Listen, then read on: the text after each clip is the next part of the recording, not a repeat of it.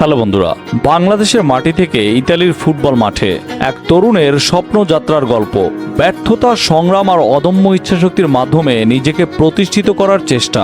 বন্ধুরা, স্টোরি বক্সের আজকের ভিডিওতে আমরা জানবো ফাহামিদুল ইসলামের জীবনের অজানা সকল তথ্য সম্পর্কে। ফাহামিদুল ইসলাম 2006 সালের 30 জুন বাংলাদেশের ফেনী জেলায় জন্মগ্রহণ করেন।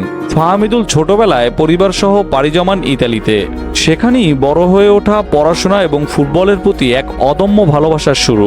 পড়াশোনার পাশাপাশি শুরু হয় ফুটবল প্রশিক্ষণ। কঠোর পরিশ্রম, অদম্য মনোবল আর স্বপ্ন পূরণের দৃঢ় ইচ্ছা, এগুলোই তাকে পৌঁছে দেয় পেশাদার পর্যায়ে।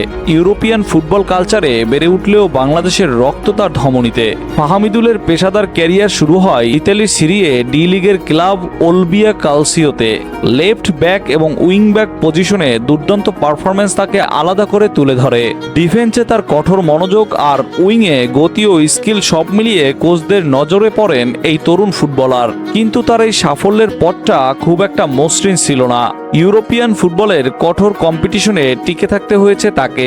দিনরাত পরিশ্রম, ইনজুরির যন্ত্রণা কিছুই তাকে দমাতে পারেনি। 2025 সালে এক বড় সুযোগ আসে ফাহামিদুলের জীবনে।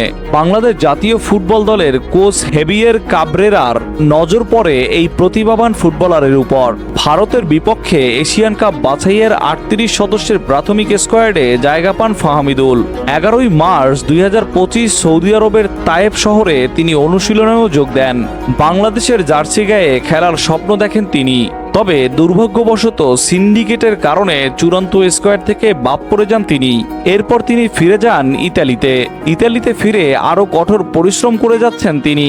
তাকে বাদ দেওয়ার কারণে বাংলাদেশি ফুটবল ফ্যানরা বাফুফের উপর ক্ষোভে ফেটে পড়েন। এই না পারাটাই ছিল ফাহামিদুলের জন্য সবচেয়ে বড় শিক্ষার জায়গা। কারণ ব্যর্থতা কখনো শেষ নয়, এটা কেবল নতুন শুরু।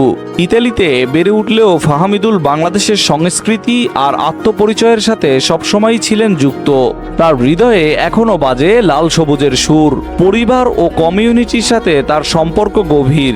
ইনস্টাগ্রামে লক্ষাধিক ফ্যানকে নিয়ে তিনি স্বপ্ন দেখেন একদিন বাংলাদেশের জার্সি গায়ে বিশ্ব মঞ্চে নিজেকে তুলে ধরার। ফাহামিদুলের এই লাল সবুজ জার্সি গায়ে খেলার স্বপ্ন খুব শীঘ্রই হয়তো পূরণ হতে যাচ্ছে। 10 জুন সিঙ্গাপুরের সাথে বাংলাদেশের পরবর্তী ম্যাচ, আর এই ম্যাচই ফাহামিদুলকে খেলতে দেখার সম্ভাবনা অনেকটাই বেশি। ফাহামিদুল ইসলামের গল্প শুধু একজন ফুটবলারের নয়, এটি একটি স্বপ্নের গল্প। তিনি আমাদের শেখান দেশ থেকে দূরে থেকেও দেশের জন্য কিছু করার ইচ্ছা কখনো কমে না। যে স্বপ্ন দেখতে জানে, সে সংগ্রামও করতে জানে। কেবল সেই পারে সকল ব্যর্থতা কাটিয়ে ঘুরে দাঁড়াতে, উঠে দাঁড়াতে। তার এই লক্ষ্য আমাদের জন্য এক অনুপ্রেরণা। বন্ধুরা, ফাহামিদুলকে আপনি বাংলাদেশের জার্সি গায়ে খেলতে দেখতে কতটা আগ্রহী তা কমেন্টে জানাতে ভুলবেন না। এবং ভিডিওটি ভালো লাগলে লাইক, শেয়ার এবং সাবস্ক্রাইব করে স্টোরি বক্সের পাশেই থাকুন। বন্ধুরা, পরের ভিডিওতে আমরা নিয়ে আসবো আরো ইন্সপিরেশনাল স্টোরি। ততক্ষণ পর্যন্ত স্বপ্ন দেখুন, লড়াই চালিয়ে যান। ধন্যবাদ।